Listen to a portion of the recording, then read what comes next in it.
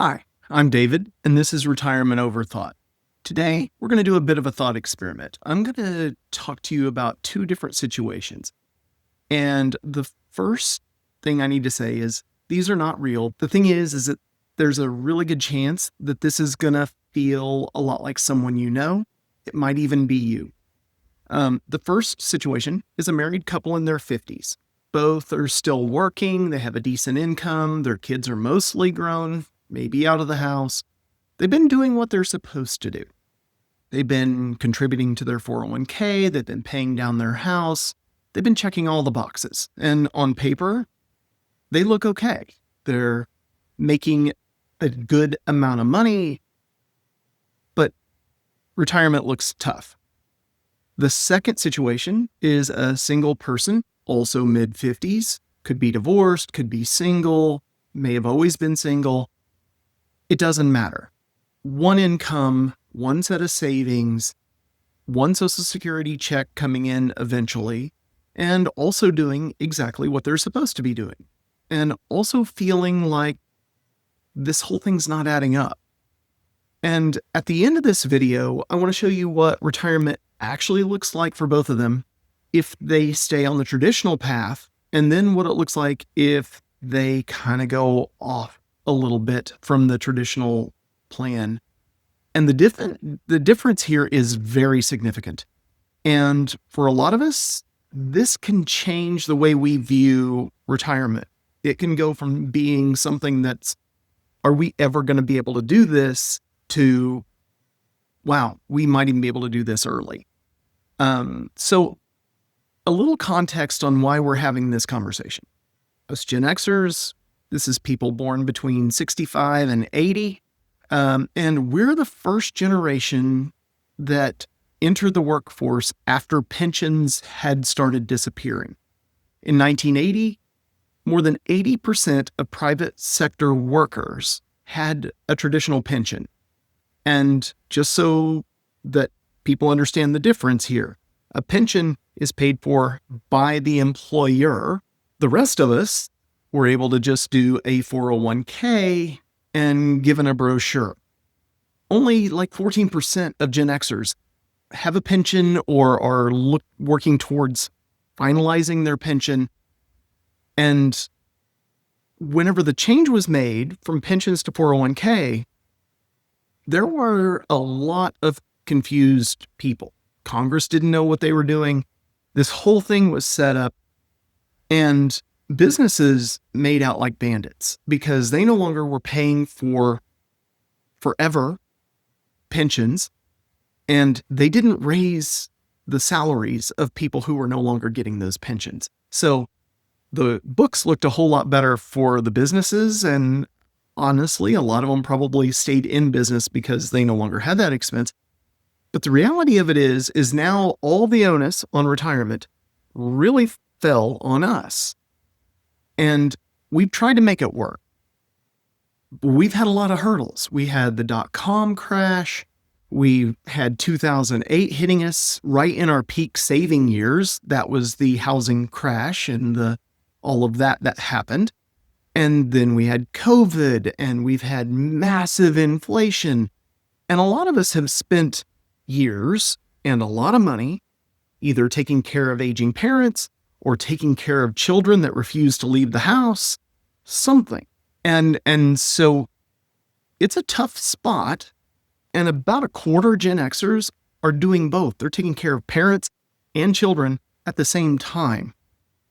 So whenever I'm talking about these numbers and I say that they're uncomfortable, I want to be clear. This is not about poor choices. Our generation was handed a much harder situation than our parents had or our grandparents had. And we just kept going. And so let's get back to our two situations here. Let's call the first couple, let's call them Mike and Karen. Both are 55. Mike works in IT, like me.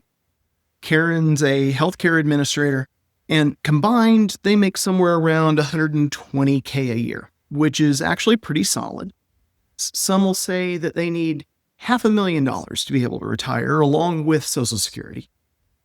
I've seen as much as 2 million, 2.5 million is required to have a nice, comfortable retirement. And quite honestly, that's a very small number of us.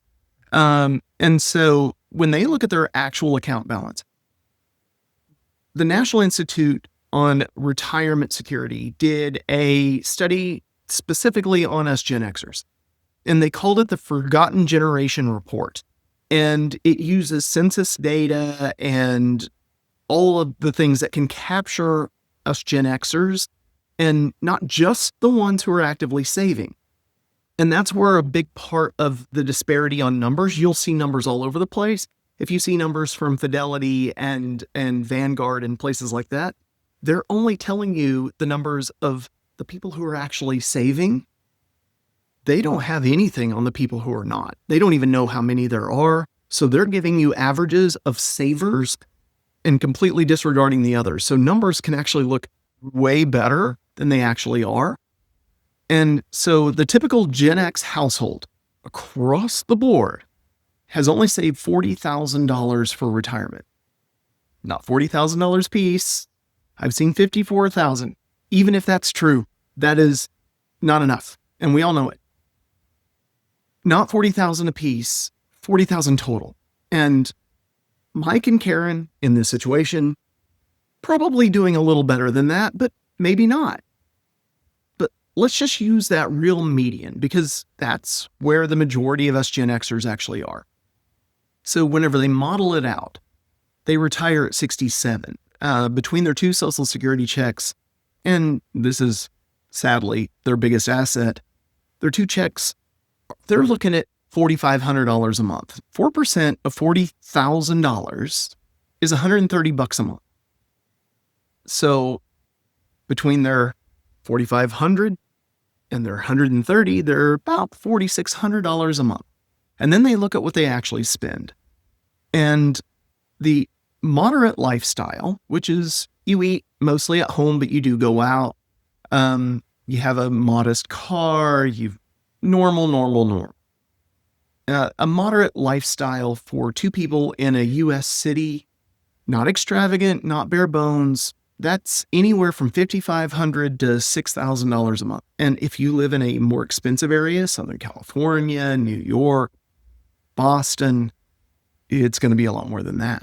So Mike and Karen are short. They're not catastrophically short, but they're short. Every month, they're going to be down $900 to $1,400 a month. And that's without any more money coming in. And that's assuming that their house is paid off. If there's still a mortgage payment, the gap's bigger. That $40,000 buffer is not going to last at the rate they're going on it. And if they're pulling into that to fill the gap, we're talking 2 to 3 years worth. And that's after already spending their Social Security checks. And this is for the rest of their life. So Mike and Karen look at each other and they realize the situation. They look at everything and they're like, what are they supposed to do? What can they do? Now let's look at the other situation, and let's call this single person Alex.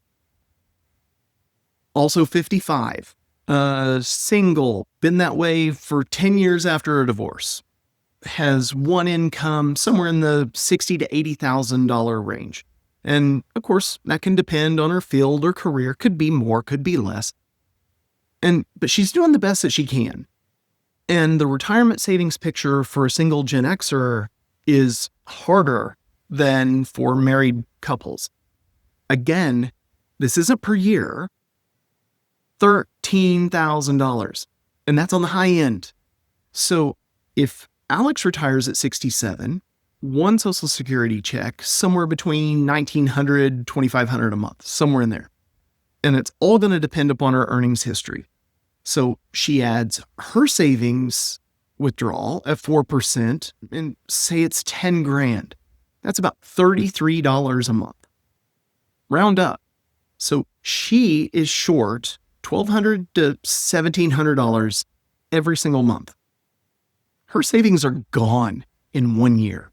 And so she's going to be living on Social Security for the rest of her life, unless she happens to get married or whatever. She's going to be living on $2,000, $2,500 every month. And that could be 25, 30 years. And the research director that wrote the Forgotten Generation report, he put it this way. He goes, the American dream of retirement is going to be a nightmare for too many Gen Xers. That's not a headline writer. That's someone who spent years going through all of this data. Now, I want to stop here for a second. And if you're watching this and those numbers, and let's just say they hit close to home for you, you're not alone. And this is not a story about what you did wrong or what these people did wrong. Gen X got handed a specific set of circumstances at a specific time, and most of us just keep moving forward through them. What else are we going to do? I want to share with you a different view of this. Mike and Karen's problem and Alex's problem are actually the same problem, and they're viewed from a different angle. And it has a solution that most people haven't seriously considered. And it's not because it's out of reach, it's because they've never been told. Because what we normally think of in retirement is our parents' retirement.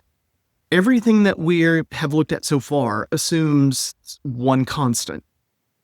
You stay where you are, and you live the way you've been living. The income is fixed, and so the only variable at that point are the expenses.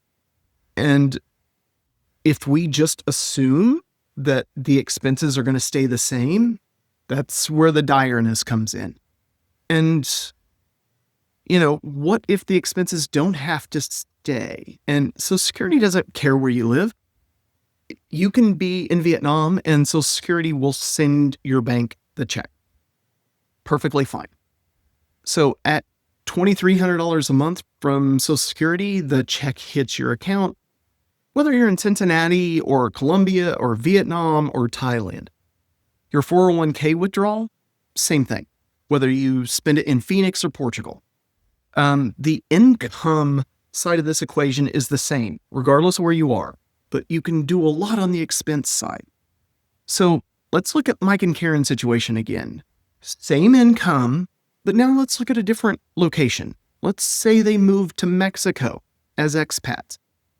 Moderate lifestyle for two people, good food, a decent apartment, healthcare, getting out, doing things, probably a more healthy lifestyle overall. This lifestyle in this situation is going to only run them $2,500 to $3,000 a month. That same $4,600 a month coming in, now instead of being $1,000 in deficit every month, they now have $1,600 left. It's not a small difference. And that difference is between slowly going broke, or maybe even not slowly going broke, and actually building a cushion. A lot of people that do this find that they struggle to spend all of their Social Security check. The specific number is going to change by the location, but the math is going to work basically the same way. Now let's talk about Alex. She's bringing in $2,300 a month. In the US, that's a $1,200 a month hole, and that's on the low end. It could be $2,000 a month whole. In Southeast Asia, she can move to Thailand, Vietnam, Malaysia, and these are countries that are safer than the United States. A comfortable, moderate lifestyle for one person runs $1,500 to $2,000 a month. She's not breaking even. She's going to have money left over at the end of every month. For the first time in this entire picture, the math isn't just being broken. It's actually starting to work for these people. And this doesn't have to be theory. This is stuff that people are doing, and you can look around and you can find it. And I do want to be very clear here. It does not mean you have to leave the country. It's not the only answer. because one answer isn't going to be the same for everybody. There are options. You can stay exactly where you are and find ways to spend less. You can determine how all of this is going to go. That is called local exploration. But there's also geo-arbitrage. If they had, instead of Sarah's mom living in a low cost of living area already, if she lived in California or Washington and wanted to move, she could move here, which is a lower cost of living area, and her money would go further. You do not have to necessarily leave the United States and those comforts, but you might find that you could live better somewhere else. You could be a snowbird and you have your place. You keep your place. Maybe you rent it out 6 months out of the year while you go down to Mexico. A lot of Gen Xers are also starting to buy RVs, and instead of just having it as a secondary, hey, we're going to go on a driving trip this weekend, they're living in them. And the house becomes mobile. You park somewhere cheap when you want to, you move when you don't. A lot of Gen Xers are doing this, and they're genuinely loving it. Now, this is not the lifestyle for me and Sarah, but it is still a highly valuable consideration to make. Now, on that whole idea of being able to move around, there's another lifestyle called slow travel. And this is spending a month, 2 months, 3 months, whatever, in a country and then moving to another. You're staying in either Airbnbs or hotels. And yes, you can stay in hotels a lot of times cheaper than you can even rent a place. You have maximum flexibility in what you're doing. You could even go even all out and go full-time expat, move to Mexico, move to Vietnam, move to Colombia, move to Cambodia. These are all options that are available. Move to Estonia. Estonia is wonderful, by the way. And you can still have your expat family that you will develop, because expats are everywhere. Americans, Canadians, UK, everywhere we go, there's an expat community. And so in this scenario, Mike and Karen might land as a snowbird and they would call it a win. Whereas Alex might decide that she needs to move to Southeast Asia, and that would be the best way to change her numbers. They can't change much at this stage on their income side, but they can change how much they're spending. And that's what's going to make these lifestyles work. And if you have been a good saver, if you have worked your whole life and you've done all the right things, or maybe you've gotten a little bit of an inheritance somewhere along the way, this is maybe an opportunity that you're not going to have to work well into your 60s or to 70. Maybe this is the opportunity you would have to quit your job early. I'm not saying it's for everyone. Full disclosure, I'm still working. I'm 55, and not working scares the crap out of me, but I'm trying to get there. And so these lifestyle choices are things that I'm researching, things that are making things easier. So I've put together a lot of tools to try to help, and it's at retirementoverthought.com. And on here, it has a lifestyle assessment tool. It'll kind of tell you what fits you. It'll also allow you to pick your budget. It'll allow you to find out how much, if you quit tomorrow, how much Social Security would you be collecting at 62? Because if you look at your Social Security statement, it's assuming you're working to that point. So go to retirementoverthought.com and take a look at those tools. And maybe you can start plugging in and seeing how your life could be different. I'm not saying this is the end all be all, but this is all free. My toolkit is 100% free. I don't take your data. I don't want your data. It all will run locally on your machine, with one exception. There is one that you could utilize AI if you so choose. But that doesn't come to me. That goes to whatever AI you want to use. So nothing is stored. If you just want to look at countries, I've got a whole list of big countries that Americans and Canadians and UK people are going to, and what they're utilizing. and what your quality of life could be, and, what is the expat experience in these places. So hopefully this can be something that can move you away from this sounds interesting to, wait, this is actually what it looks like. And we can hopefully get you there pretty quickly. The link is going to be down in the description, and I would really appreciate it if you would hit that subscribe button. I'm going to go deeper into all of the different lifestyle options. I'm also going to go into different pathways that a lot of folks don't even know exist. And this is all going to be based off of real numbers, real trade-offs, and it's what real people are doing right now. No hype. It's just the stuff that we should have been talking about for years now. I didn't even know what I wanted to do in retirement. I didn't even know there were options of things to do in retirement 5 years ago. And so that's how all of this information has come about. Is I don't like not knowing things, and I tend to overthink everything. And that's the name of the channel, Retirement Overthought. So let's get you to overthinking your retirement and let you see what options are available to you. Thanks, and see you in the next one.